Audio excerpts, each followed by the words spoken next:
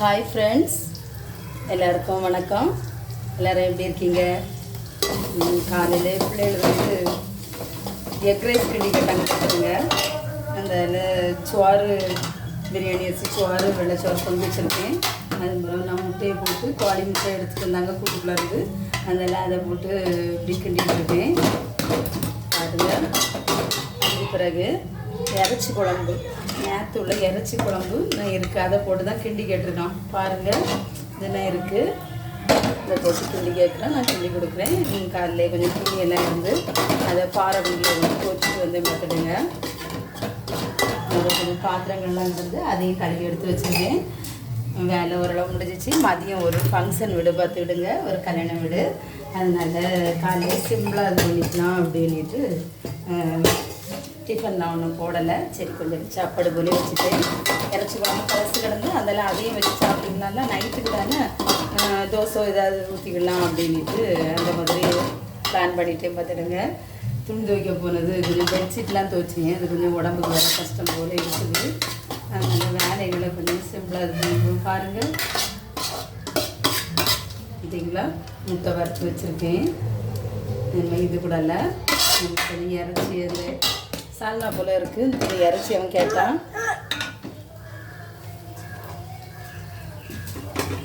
அது இப்போ இறைச்சி வேண்டான்னுட்டான் பார்த்துடுங்க. எக் ரைஸ் மட்டும்தான் கேட்டிருக்கான். இது கூட இன்னும் சோறை போட்டு கொஞ்சம் கிண்டி கொடுக்கணும் பாருங்கள். கொஞ்சம் இல்லை மட்டன் பொடி போடுறேன்.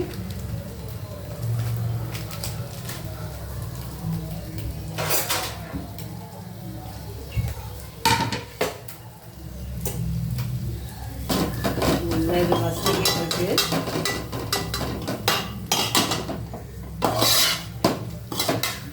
கொஞ்சம் வசந்துட்டு அப்போ தான் நல்லாயிருக்கும்.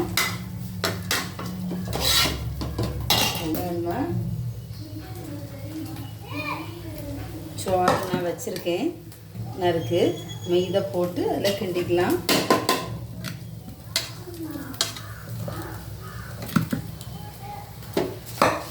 சரிங்களா,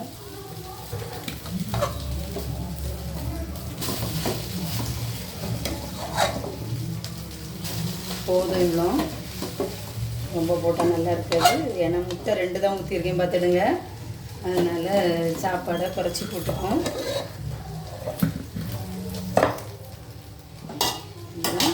ஏன்னா இதை அப்படியே புரட்டி விட்டுக்கணும்.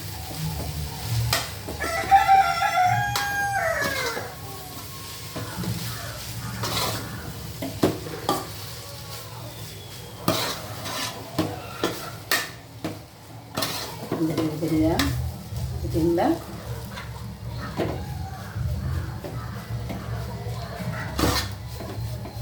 ரொம்ப எரிப்பு இருக்க வேண்டாம், பார்த்தீங்களா?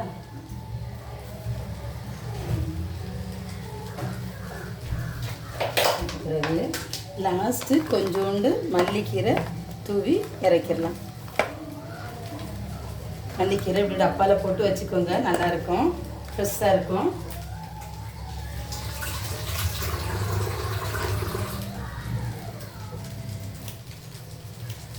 பாருங்கள்,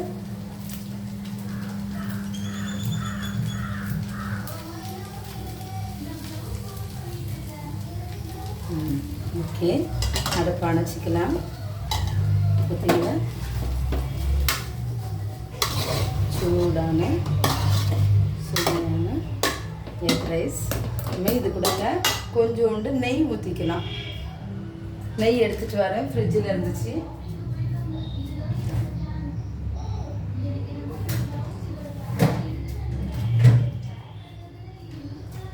பார்த்தீங்களா, பாத்திரத்தில் நெய் நான் எப்போவுமே ஸ்டாக் வச்சுருப்பேன்.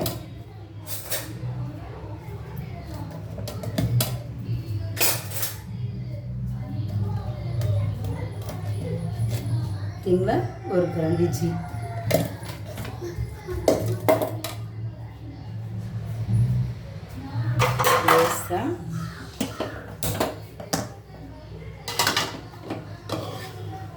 இந்த ஜீ இதில் மெல்ட் ஆகிட்டு அப்போ தான் அது உடனே இதாகும் பார்த்துருங்க. பிள்ளைகளுக்கு சாப்பிட்றதுக்கு அழகாக பஞ்சு போல் இருக்கும். நீங்களும் எப்படி நெய் ஊற்றிக்கோங்க.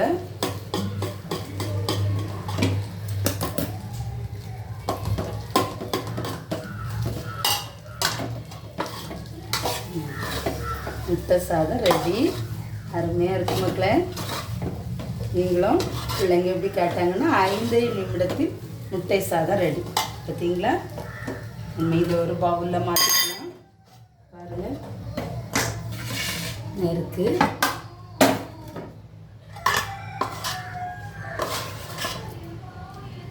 சோறு கரெக்டான பதத்தில் அப்படி அழகாக வெந்திருக்கு. பார்த்துடுங்க. பார்த்தீங்களா?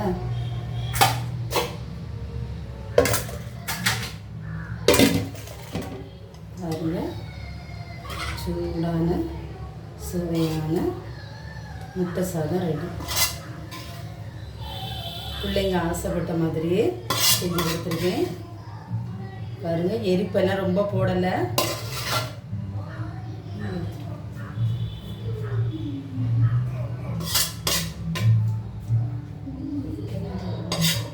பார்த்தீங்களா? இதுக்கு அவனுக்கு உள்ளி வேணுமா, உள்ளி வச்சு தான் சாப்பிடணுமா. அந்த உள்ளியை கட் பண்ணி இதில் வச்சுருக்கேன். பார்த்தீங்களா? இல்லைன்னா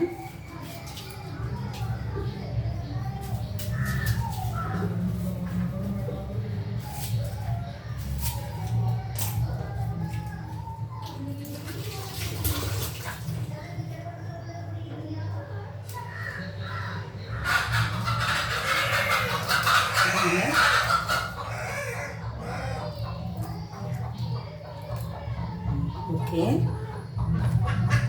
பார்த்தீங்களா? சூடான சுவையான முட்டை சாதம் ரெடி. நீங்களும் எப்படி பிள்ளைகளுக்கு தேவையான நேரத்தில் அவங்க எப்படி கேட்டாங்கன்னா அப்படி செஞ்சு கொடுங்க. எரிப்பெல்லாம் ரொம்ப போட வேண்டாம். பார்த்தீங்களா? பாய் மக்களே. மேலும் அடுத்த வீடியோவில் சந்திப்போம். எங்கள் வீடியோவை பாருங்கள், பார்த்து லைக் பண்ணுங்கள், ஷேர் பண்ணுங்கள், சப்ஸ்கிரைப் பண்ணுங்கள் மக்களே. பாய்.